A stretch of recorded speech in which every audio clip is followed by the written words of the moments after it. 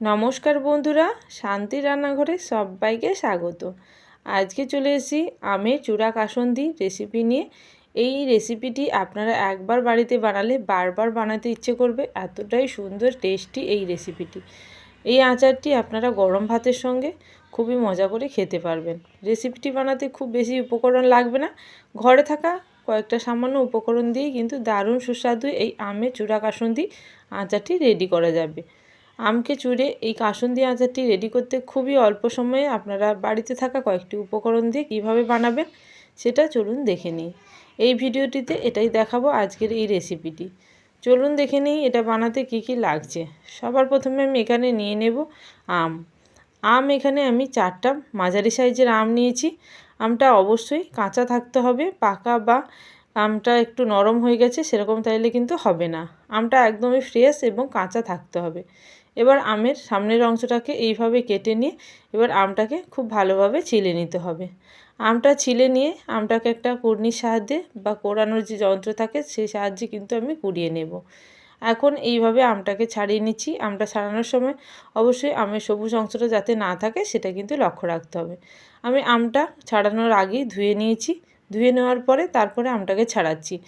আমি আমটা ছাড়ানোর পরে একদমই ধোবো না, সেই জন্য কিন্তু আগে থেকে ধুয়ে নিলাম। এই প্রসেস অবলম্বন করলে আপনারা এই আচার পর্যন্ত রেখে খেতে পারবেন। এখন আমি এই আচারটির জন্য আমগুলোকে এইভাবে কেটে নিয়েছি। আমগুলো কেটে নেওয়ার পরে এবার আমগুলোকে একটি কুড়নির সাহায্যে কুড়ে নেব। আমটা কোড়ানো আপনারা সবাই জানেন, যেভাবে গাজরকে গ্রেড করি সেইভাবে কিন্তু আমটাকেও গ্রেড করে নিতে হবে। অবশ্যই খুবই সাবধানে গ্রেড করে নিতে হবে যাতে হাতে না লাগে। তো এখন আমি আমটাকে গ্রেড করছি। আমটাকে এইভাবে একটা গ্রেটারের সাহায্যে গ্রেড করে নিচ্ছি। সমস্ত আমগুলোকে গ্রেড করে নিয়ে আপনাদেরকে দেখাচ্ছি কিভাবে এটাকে গ্রেড করতে হবে। দেখুন এইভাবে কিন্তু যেভাবে আমরা গাজর গ্রেড করি গাজরের হালুয়ার জন্য সেইভাবে কিন্তু গ্রেড করে নিয়েছি। আপনারা চাইলে বঁটিতেও কিন্তু এগুলোকে ছোট ছোট সরু সরু ফালি করে কেটেও নিতে পারেন। এবার আমি এর মধ্যে দিয়ে দিলাম 1 টেবিল স্পুন পরিমাণে লবণ। লবণটা দেওয়ার পরে খুব ভালোভাবে হাত দিয়ে চেপে চেপে মাখিয়ে নিতে হবে যাতে আমের মধ্যে যে এক্সট্রা জলটা আছে সেটা কিন্তু খুব সহজে খুব তাড়াতাড়ি বেরিয়ে যায়। এইভাবে আমের জলটাকে বের করানোর জন্য লবণটাকে খুব ভালোভাবে আমের মধ্যে মাখিয়ে আমি কিছুক্ষণের জন্য রেখে দেব। প্রায় 10 মিনিট মতো রেখে দেওয়ার পরেই কিন্তু আমের জলটা বেরিয়ে আসবে। তার মধ্যে আমি মশলাটা রেডি করে নেব। মশলা রেডি করার জন্য এখানে নিয়ে নিচ্ছি সর্ষে। সর্ষে এখানে কালো এবং সাদা দুটো সর্ষে ইউজ করব। এখানে 1 টিস্পুন নিলাম সাদা সর্ষে এবং 2 টিস্পুন নিয়ে নেব এখানে আমি কালো সর্ষে। আপনার চাইলে যে কোনো একটা সর্ষে ইউজ করতে পারেন। তো আমার কাছে দুটো সর্ষে আছে সেই জন্য আমি দুটো সর্ষে নিলাম। তো এবারে দুটো সর্ষে দিয়ে এর মধ্যে কিছুটা আম দিয়ে দেবো, যে আমটা আমি কুড়িয়ে রেখেছিলাম। অবশ্যই আম দিয়ে এটাকে পাল্প করে নেব। এটাকে কিন্তু জল দিয়ে আমরা বাটবো না বা বেটে নেব না। এখন কিন্তু আমটা দিয়ে দিলাম, দিয়ে এটাকে আমি মিক্সি জারের মধ্যে দিয়ে এটাকে আমি বেটে নেব যাতে সর্ষেটা খুব ভালোভাবে মিহি পেস্ট হয়ে যায়। মোটামুটি একটা মিহি পেস্ট হলেই হবে, বেশি মিহি করতে হবে না।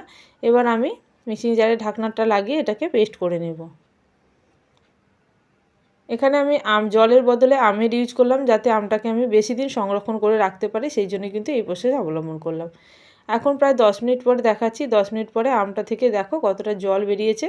এবার খুব ভালোভাবে এটাকে এইভাবে হাত দিয়ে প্রেস করে করে এটাকে নিগড়ে নিতে হবে যাতে আমের মধ্যে কোনো রকম এক্সট্রা জল না থেকে যায়, সেই জন্য এই প্রসেস অবলম্বন করলাম।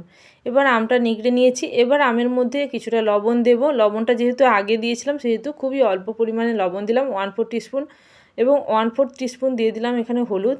সমস্তই কিন্তু পরিমাপটা এরকম 1/4 থাকবে, কিন্তু লঙ্কার গুঁড়িটা একটু বেশি পরিমাণেই দিলাম।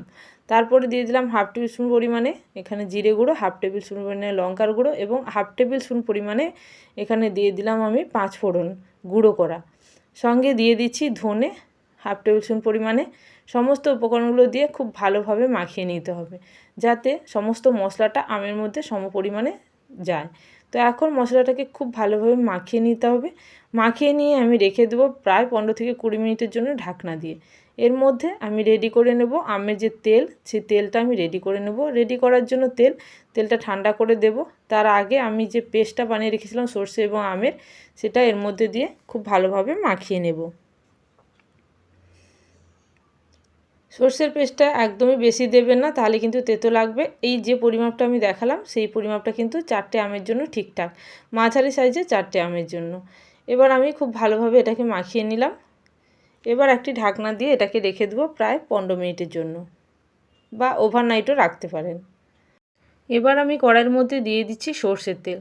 সর্ষের তেল অবশ্যই এখানে দিতে হবে। সর্ষের তেলটা দেওয়ার পরে সর্ষের তেলের পরিমাপটা আপনারা যতটা সর্ষের তেল দিতে চাইবেন ততটাই দিতে পারেন। যদি তেল রাখতে চান তাহলে বেশি তেল পরিমাণে দিতে পারেন। এর মধ্যে দিয়ে দিলাম শুকনো 4টে লঙ্কা, আর সঙ্গে দিয়ে দেবো এখানে কিছুটা পরিমাণে হিং এখানে 1 টিস্পুন পরিমাণে হিং দিলাম। সঙ্গে দিয়ে দিচ্ছি 7 থেকে 8টি রসুনের কুচি। এই রসুনটা দিলে এই আচারের টেস্টটা কিন্তু খুব ভালো আসে। এবার রসুনটা দিয়ে একটুখানি ভেজে নিতে হবে। ভেজে নিয়ে গ্যাসের ফ্লেমটাকে অফ করে দিয়ে তেলটাকে ঠান্ডা করে নিতে হবে।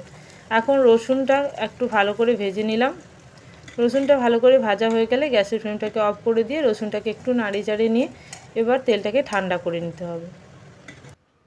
তেলটা ঠান্ডা হয়ে গেছে, আমি 10 মিনিট প্রায় পরে দেখাচ্ছি। এখন দেখুন আমটা কিন্তু এই পর্যায়ে আছে। আমটা এবার আমি জারের মধ্যে ঢোকাবো। তার আগে আমি যেটা করব, একটি জার নিয়ে নেব। জারটাকে গরম জলে ধুয়ে ভালো করে মুছে পরিষ্কার করে রেখেছিলাম। ওই জারের মধ্যে সামান্য তেল দিয়ে তেলটাকে ভালো করে মিশিয়ে নিতে হবে পুরো সাইডে, যাতে আচারটা দেওয়ার পরে নষ্ট না হয়ে যায় খুব তাড়াতাড়ি, বা ফাঙ্গাস তাড়াতাড়ি না চলে আসে। তার জন্য কিন্তু এই পদ্ধতি। এইভাবে গরম সর্ষের তেলটা হালকা করে দিয়ে এইভাবে কিন্তু পুরো জারের মধ্যে যাতে সমস্ত জায়গায় পৌঁছে যায় সেইভাবে কিন্তু একটা চামচ দিয়ে আমাদেরকে করে নিতে হবে। এইভাবে রাখলে আচারটা কিন্তু বেশি দিন স্টে করবে। আপনারা নর্মালভাবে আচার রাখলে যতদিন স্টে করে তার থেকে কিন্তু এইভাবে রাখলে বেশি দিন স্টে করবে। এবং উষ্ণ গরম অবস্থায় আমি তেলটা দিয়ে দিলাম এই আচারের মধ্যে, দিয়ে খুব ভালোভাবে নাড়িয়ে চাড়ে এটাকে মাখিয়ে নিতে হবে। তারপরে অবশ্যই ঠান্ডা করে নিয়ে জারের মধ্যে আচারটাকে ভরে নিতে হবে। এখন আমার সমস্ত তেলটা এর মধ্যে দেওয়া হয়ে গেছে। এবার আমি তেল সমেত এই আচারটাকে ভালো করে মাখিয়ে নেব। এখন আচারটা কিন্তু খুব ভালোভাবে এইভাবে মাখিয়ে নেওয়া হয়েছে। আচারটা আশা করি এখন ঠান্ডা হয়ে গেছে। এই ঠান্ডা আচারটা এইভাবে কিন্তু জারের মধ্যে এবার নিয়ে নিতে হবে। জারের মধ্যে নেওয়ার আগে কিন্তু অবশ্যই জারটাকে গরম জলে ধুয়ে ভালোভাবে পরিষ্কার করে নিতে হবে, আর এয়ারটাইট কন্টেনার অবশ্যই নেবেন। এই আচারটাকে আপনারা তৈরি করার পরে সঙ্গে সঙ্গে খেতে পারবেন। এছাড়াও আপনারা চাইলে এটাকে স্টোরও করে রাখতে পারেন। আপনারা চাইলে এটাকে একটু রোদে দিয়ে নিতে পারেন, তাতে কিন্তু ফাঙ্গাসটা আসতে খুব দেরি হবে, আর আচারটা কিন্তু অনেক দিন থেকে যাবে। তো এইভাবে একটা বয়ামের মধ্যে আচারটাকে ভরে নিচ্ছি। আচারটা ভরার আগে অবশ্যই কিন্তু জারের মধ্যে একটুখানি সর্ষের তেল দিয়ে তারপরে কিন্তু এইভাবে আচারটাকে ভরে নেবেন।